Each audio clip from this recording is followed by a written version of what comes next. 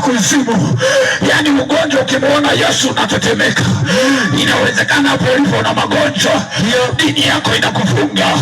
Sikiliza nikwambie, Yesu amekabidhiwa funguo za mauti na kuzimu.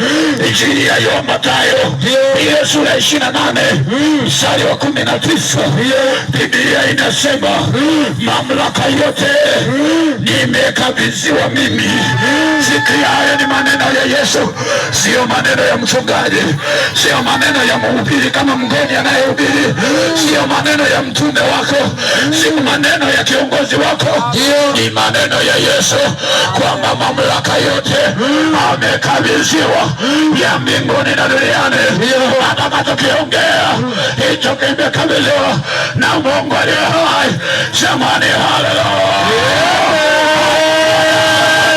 Yesu yu hai, Yesu yu hai, Yesu yu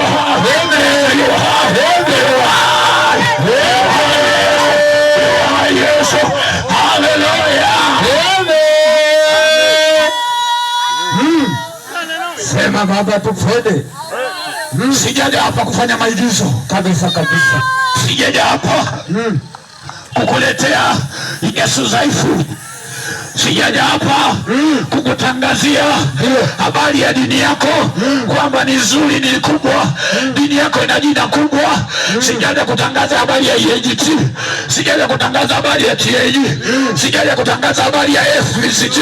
Ninamtangaza Yesu aliye hai, Yesu aliye hai, Yesu aliye hai, Yesu aliye hai. Yeye anaokoa, yeye anabadilisha. Niko tayari jioni ya leo. Uko wapi mama kubadilika? Haleluya, amen, haleluya, amen. Jamani, haleluya, amen. Hamuelewi nachokisikia. Kuna watu wamefungwa na minyororo, minyororo imewakamata. Tatizo ni dini, tatizo ni